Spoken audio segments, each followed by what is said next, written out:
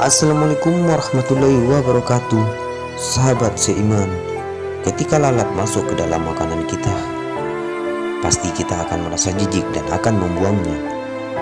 Karena lalat merupakan hama yang paling serius yang dapat menularkan berbagai penyakit dari hewan kepada manusia.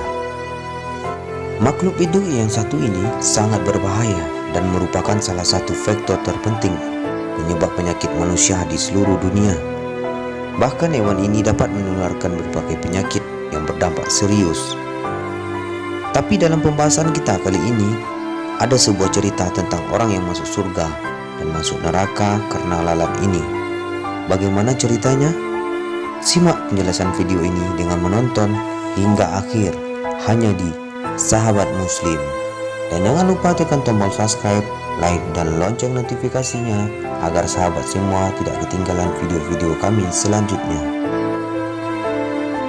Rasulullah Shallallahu Alaihi Wasallam pun bersabda, ada seseorang yang masuk surga karena seekor lalat, dan ada yang masuk neraka karena seekor lalat.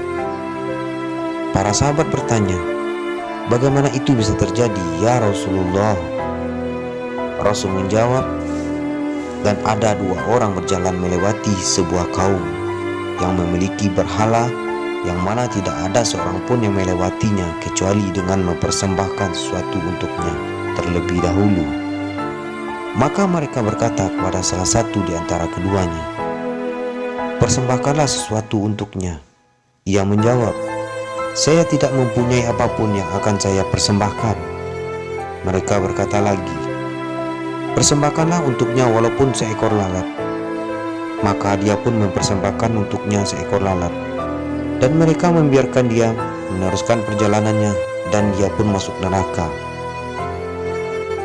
Kemudian mereka berkata lagi kepada seorang yang lain, persembahkanlah untuknya sesuatu. Ia menjawab, aku tidak akan mempersembahkan sesuatu apapun untuk selain Allah. Maka mereka pun memenggal lehernya, dan dia masuk ke dalam surga Allah. Hadis riwayat Ahmad. Fenomena lalat memang mengandung dua hikmah besar yang kontradiktif bagi umat manusia di muka bumi ini.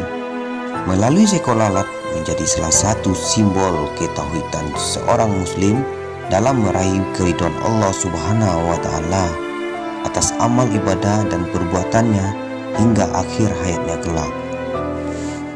Dengan cerita tersebut, tepatlah bahwa kita tidak lama lagi merayakan Hari Raya Idul Adha.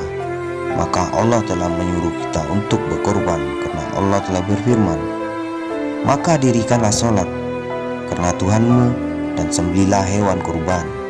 Quran Surat Al-Kautsar ayat 2. Ayat ini menegur kita semua yang mengaku beriman kepada Allah Subhanahu wa taala. Nikmat apa lagi yang kita dustakan setelah kita beriman dan berislam? Tentunya mengerjakan sholat.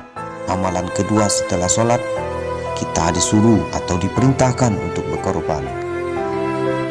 Terima kasih sahabat muslim semuanya karena telah menonton video ini. Semoga dari cerita dua orang muslim dan seekor lalat ini, kita dapat membandingkan atau mengukur amalan kita terhadap Allah Subhanahu wa taala, dan kita bisa mendapat hidayah atas cerita tersebut.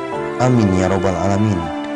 Nantikan video kami selanjutnya dengan menekan tombol subscribe, like, dan lonceng notifikasi agar kami selalu menyiarkan syiar Islam. Wassalamualaikum warahmatullahi wabarakatuh.